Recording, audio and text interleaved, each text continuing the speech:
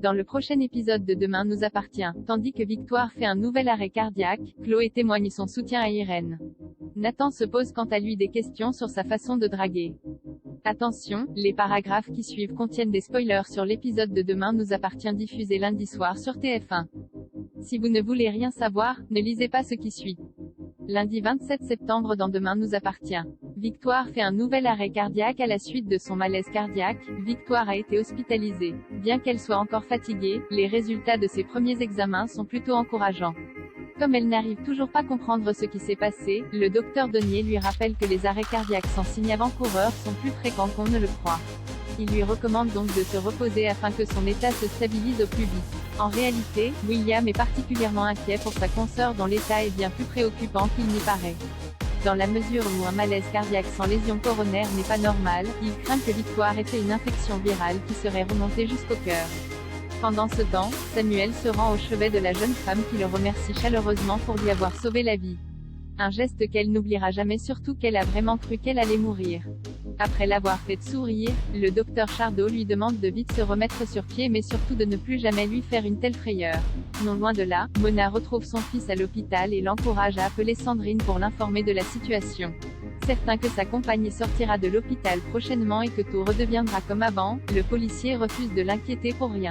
Par la suite, Georges rejoint Victoire pour lui donner quelques nouvelles de son entourage. À son arrivée, elle est prise d'une hallucination dans laquelle elle voit les médecins de l'hôpital pleurer sa mort. Immédiatement après, elle part à la rencontre de William. Comprenant qu'un œdème se forme dans ses poumons car son cœur fonctionne de moins en moins bien, Victoire le somme de lui dire la vérité. Lorsque William déclare qu'il y a de fortes chances qu'elle soit atteinte d'une myocardite fulminante, elle comprend que son état va continuer inexorablement de se dégrader et qu'elle a très peu de chances de survivre. De retour dans sa chambre, Victoire laisse son esprit divaguer et se remémore avec une certaine émotion son histoire d'amour avec Bastien, son premier baiser avec Georges, ses retrouvailles avec Lucie ou encore sa réconciliation avec Anne-Marie. Mais ce moment est interrompu par Georges qui lui apporte des oursons en chocolat. Les larmes aux yeux, sa compagne lui apprend la terrible nouvelle.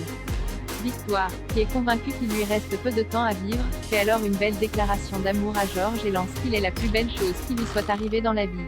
Elle lui fait ensuite promettre de refaire sa vie et d'être heureuse si elle ne survivait pas à son infection. Quand le policier s'effondre en murmurant qu'il n'y parviendra pas, Victoire l'enlace pour le réconforter en lui demandant d'être fort. Quelques heures plus tard, Victoire fait un nouvel arrêt cardiaque. Tandis que William essaie de la réanimer, son cœur ne repart pas. Chloé témoigne son soutien à Irène. Irène et Cédric ont décidé de se constituer partie civile contre Laetitia afin qu'elle soit jugée et condamnée. De son côté, le commandant Constant les prévient toutefois que le procès pourrait ne jamais avoir lieu si Laetitia était reconnue pénalement irresponsable. Mais peu importe, le couple est déterminé à tout mettre en œuvre pour aller jusqu'au procès. En parallèle, François laisse la parole aux élèves qui souhaitent s'exprimer sur la mort de Clément.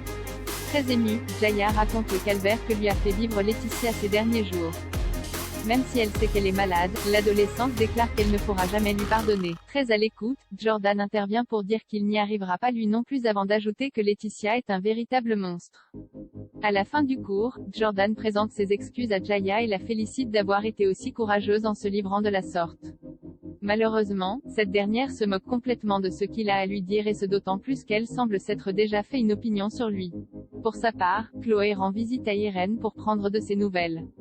Malgré leur relation compliquée, elle se dit présente pour elle. Après qu'elle lui a proposé quelques jours de congé pour se remettre, la CPE décline, préférant travailler pour se changer les idées. Nathan se pose des questions sur sa façon de draguer au lycée. François ne laisse personne indifférent et certainement pas Angie qui ne tarit pas d'éloges sur son professeur, ce qui agace Nathan.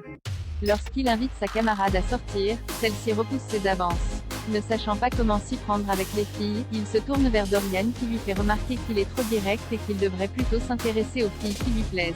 Mais Nathan n'est pas certain de pouvoir changer. Peu après, Nathan retrouve Charlie et cherche à comprendre pourquoi elle a rejeté ses avances par le passé. En toute franchise, la jeune femme répond qu'il est un mec à embrouille et que ce n'est pas quelque chose de rassurant pour les femmes. Dépité, il se met alors en tête de demander quelques conseils de séduction à François Lehaut.